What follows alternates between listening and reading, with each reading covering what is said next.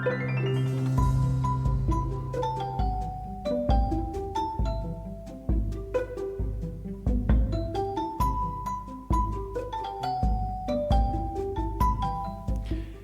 everyone, and welcome to the Switch Statement Podcast.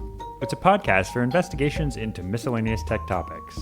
This is our 17th episode on Gödel, Escher, Bach by Douglas Hofstadter.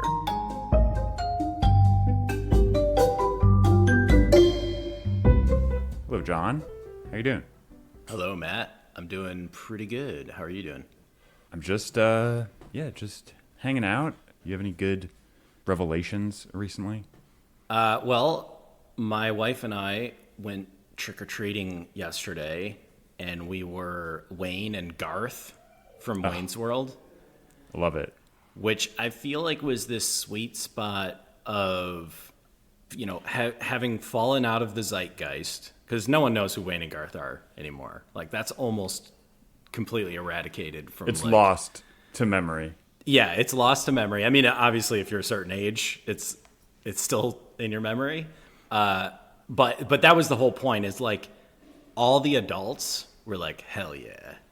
Because nice. they all, they got it. They got it. They also knew that it was like, I don't want to say it's obscure, because it's Wayne's World. Like, it's not necessarily obscure, but I think it was at that right point, that sweet spot of obscurity where, a certain age group really appreciated our costumes.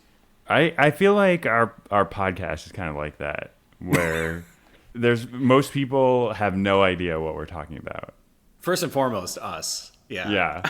Yeah. But there's a very small set of people who knows what we're saying and appreciates it. Yeah. Maybe it's zero. But I don't know. Yeah, you could define the number of people who listen to our program with a primitively recursive function. Oh yeah. It's bounded. It's extremely bounded. So this is the second half of chapter 13 of Gödel, Escher, Bach. I'm always jealous of the way you say Gödel, because when we use our transcription software, it knows what you're saying, and when I say it like an unsophisticated American, like Gödel, it thinks I'm saying the word like Girdle. Yeah. So, but it puts the umlaut and everything. Yeah. When you say it, man, yeah, I'm like really proud of that. Well, I think it also helps if you say his whole name, Kurt Gödel. Yeah. Because it kind of like flows. Like, his name is kind of nice. Like, it sounds very pleasing to me. Gödel. Kurt Gödel. Last time, talked about looping, talked about boundedness, talked about bloops. We're just at the bloop phase. This chapter is called Bloop, Floop, and GlooP, but yeah, we only know of bloop. We only know of bloop, but we are about to learn about floop. Hofstadter does this funny trick, which we've alluded to before, about like attaching a number to every single operation in this thing. Yep. And now we're doing this to computer programs, where we're basically just taking the length of them, and then that is kind of like the first number, and then we're alphabetizing them, and then that is kind of the second number, and we use these two numbers together to come up with this overall position in a list of every single possible program. Every single bloop program that receives one parameter and returns a parameter, a numeric parameter. That's a really good point. And so we're not doing any tests, which would return like a Boolean value, true or false, or yes or no. It's only numeric. And yeah, so exactly what you said. But so why are we doing that? Why are we numbering all of the functions? Well, so we are trying to answer the question that we had in our last podcast, sort of the provocation that we ended with, which is, are all number functions primitive recursive? And what we can do by indexing all of these bloop functions, and by the way, this number is huge. I mean, the number of bloop programs it's infinite. It's infinite. Yeah. I mean, this is like basically every permutation of like correct syntax that you can possibly perform. But just by defining this sort of like huge list of GlooP programs, we can go down this thought exercise that George Cantor, or I don't know how to say his name, Georg Cantor. Yeah, I think that's right. He sort of came up with this diagonal methodology, or I don't know if there's like an official name for this, but it's like a really cool methodology where if you've created this huge table of like indexed items, and by the way, that we're referring to these as a blue number, where like, you know, blue of n, where n is 1, is like the smallest possible GlooP program with like letters near the beginning of the alphabet. Right. And, you know, blue, where n is 2, would be like probably an extremely similar program, except where one of the letters was like a B instead of an A. So anyway, we have all these blue functions. And what Cantor is able to do is put all of them on this massive table and basically look at all of their outputs and use this method called the diagonal method, where you diagonally go through all of the outputs of all of these blue functions, and you create this tremendous number based on all of those values on the diagonal. And at the end, you increment, you create this big old number based on that, and then you increment each of the digits by 1. Yeah. And what you've basically done in doing that is you've created an output that none of the other programs can create, because you've basically proven that, like, okay, the first digit is different from the first one. The second digit is different from the second one. So you've created this new output that none of the other programs were able to create. And so you've therefore proven, basically, that that even if you create a set of all blue programs, there's some other program, or there's some other result that can't be created. I think there was a subtle difference. My understanding was they're stealing the output.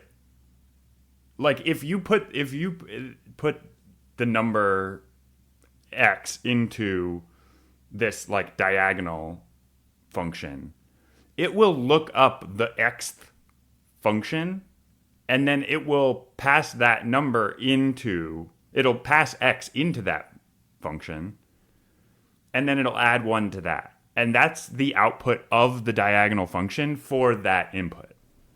Yeah, that is more correct. The way I was describing it was there was also... That's the original diagonal, yeah. Exactly. The original diagonal... And I don't know what to call it, diagonal method? Argument. I think a diagonal argument, I think, is how he referred to it. Yeah, so the original, and just to give a little bit of additional texture to why I was describing it that way earlier, the original diagonal argument had to do with differently sized infinities. Yes. Which is kind of amazing, just an amazing concept. But basically, what he was showing is that if you have a list of all the integers, so all the, integer numbers, and you sort of assign those to a decimal number, and then, like I was saying earlier, you diagonally go through all those decimal numbers and take the digit at so-and-so place and then increment it. You've basically created this new decimal number that isn't yet on the table. And so therefore you've shown that, the infinity of decimal numbers is actually larger than the infinity of counting numbers, which is a completely crazy concept. Right. I think the thing that's confusing is you have to do this infinitely many times, which I think is one of the more unintuitive aspects of it. So it's not something you could actually physically do, but you can kind of imagine that you've done this operation infinitely many times, you're at the end, and now you've gone through every single integer because you're at infinity.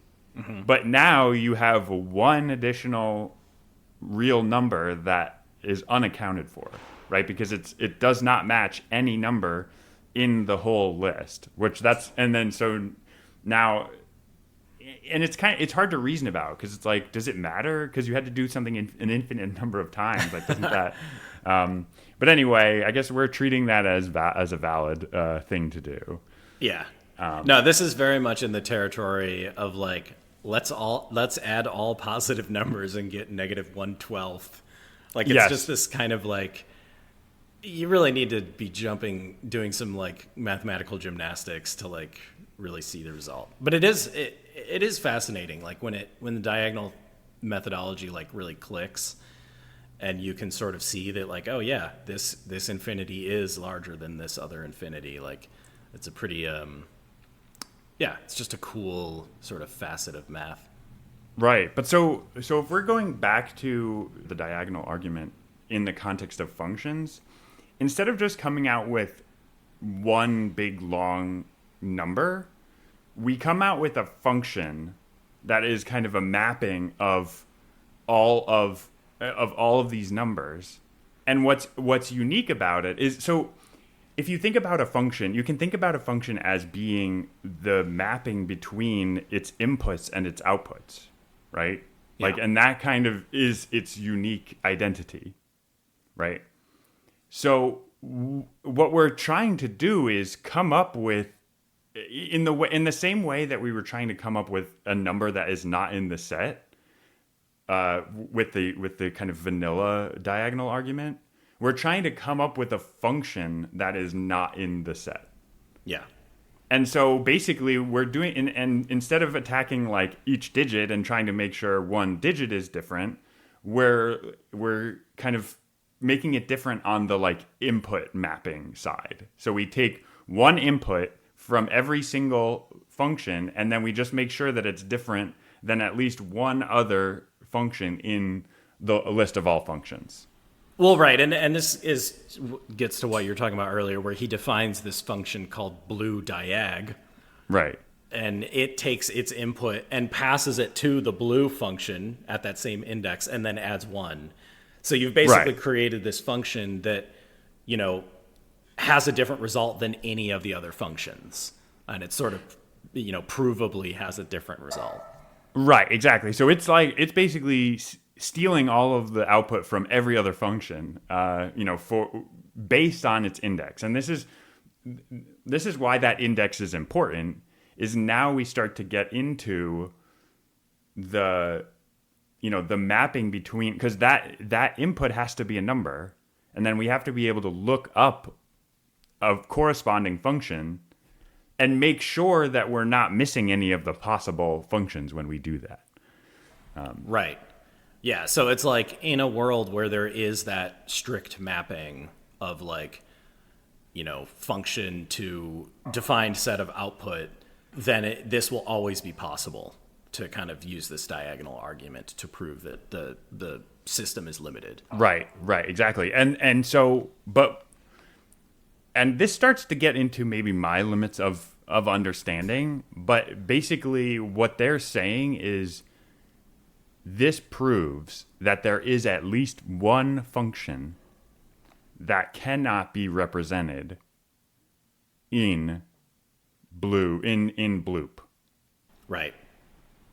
Yeah. Because we go back to that infinite argument, we've infinitely gone through every single GlooP program, and we've made sure we've created a function. Now that function is meaningless. Like, it's absolutely worthless. It doesn't, right. But that doesn't matter, because we did what we were trying to do, which is we've created a function that does not map or that does not match the output of any of the existing blue functions, or blue programs, I guess he refers to them.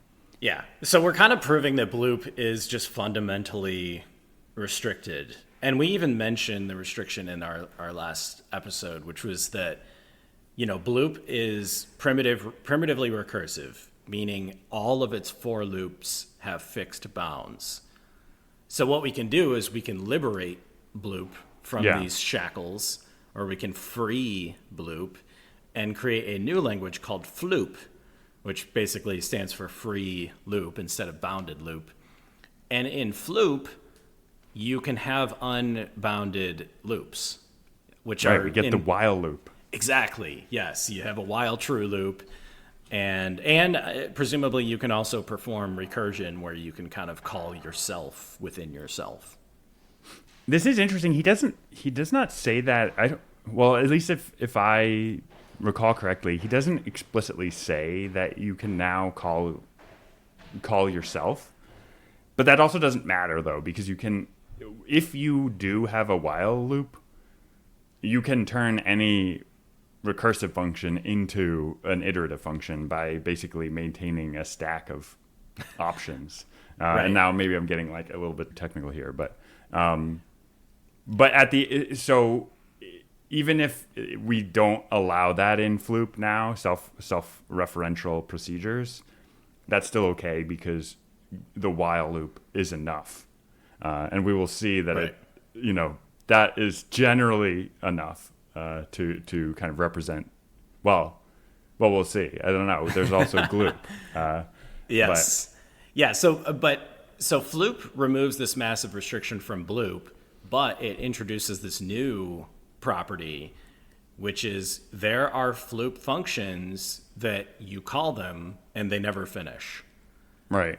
And so this property that Bloop had, where you could create a strict mapping between like a Bloop function and its input and its outputs, you can't do that with Floop, because a lot of times in Floop, it has no output, or it just never stops, or you can't prove that it will stop or not.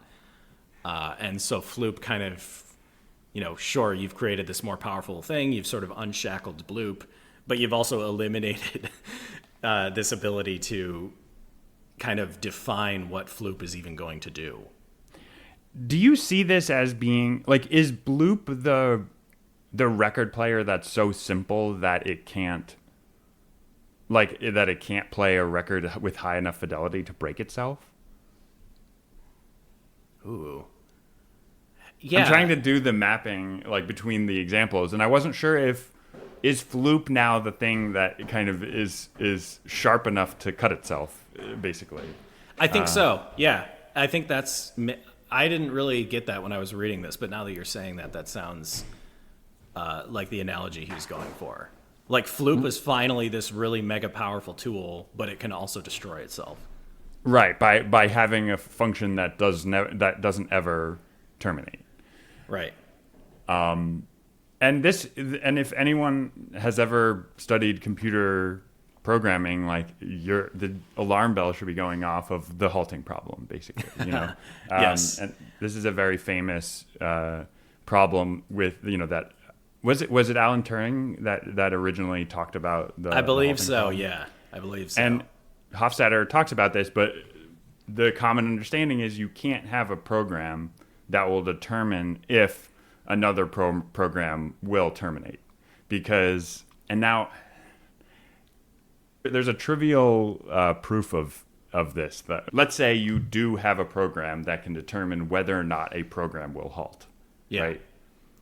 Well, you pass the program's own program into itself, and if it says it would halt, then you just do an infinite loop and you never halt. And like that's that's a contradiction, obviously. So right. Yeah. But so the point of it is just to say that you can't in general know if a program will halt.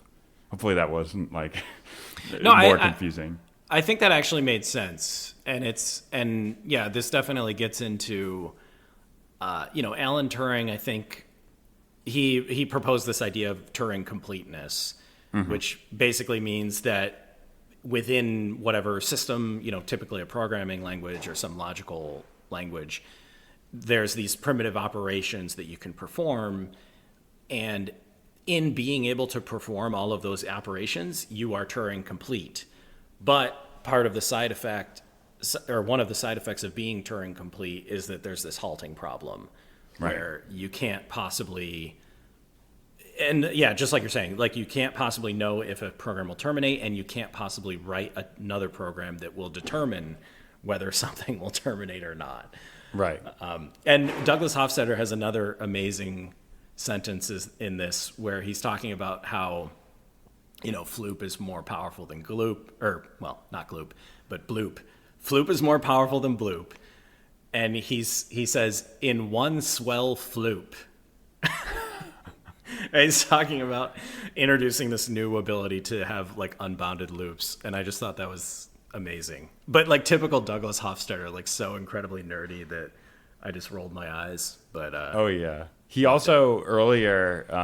he was because in a previous episode he had something called the contra acrosta punticus, and then he describes that it's very, because of Cantor. We were just talking about Cantor's trick with the diagonal argument, and then he was like, oh, the contra acrosta punticus could well have been named the Cantor acrosta punticus, which of course, like, Cantor is is an anagram of contra. So it's just another one of those things where it's like, man, you thought about all of this for way too long. I'm impressed, but I'm also like, it took too much time. Yeah, you're way too much. How long did it take you to come up with that joke?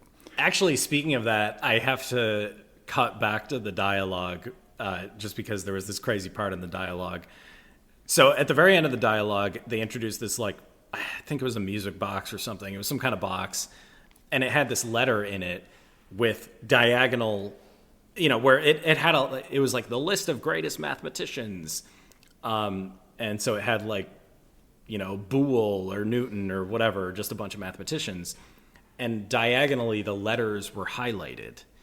Mm-hmm. And if you took those letters and, like, incremented them, so, like, turn a B to a C, turn a Z to an A or whatever, it would spell Cantor. Oh. And so this was, like, the throwback to the dialogue.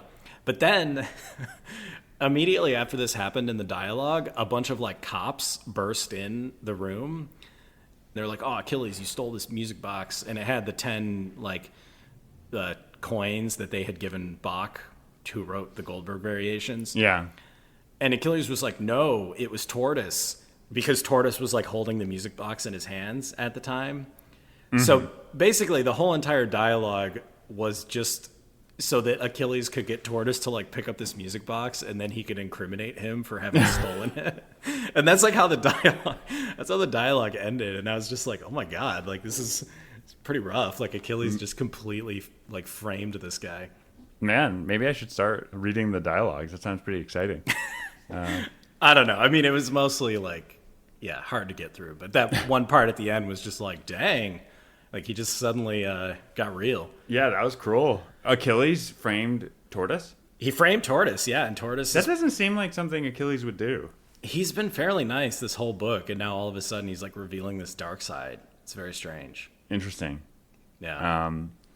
Well, okay, so we just introduced this floop, which it solved some of our problems, but it introduced some new ones. But then Cantor comes along again with his diagonal argument, and it happens again, right?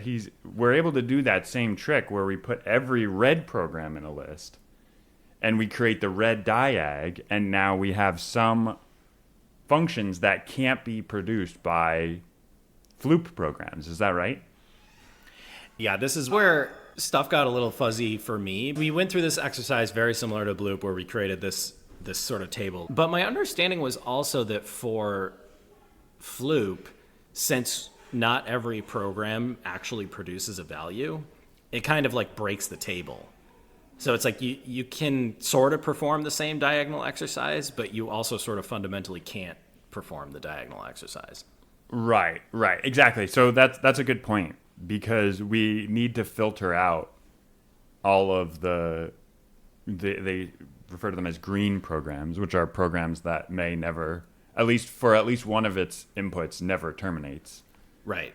And then you get these red programs, which always terminate. But the problem is we don't even have a real way to evaluate that anyway. Why do we even do this exercise?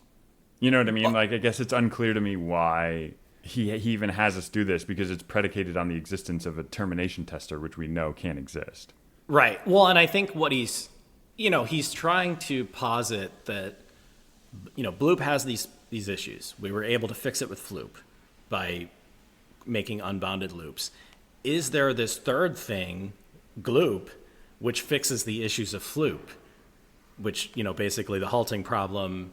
And what this chapter, I think, is aiming to prove, or at least to, create a solid argument for, is that GlooP is not possible FLOOP is like the maximum achievable logical tool.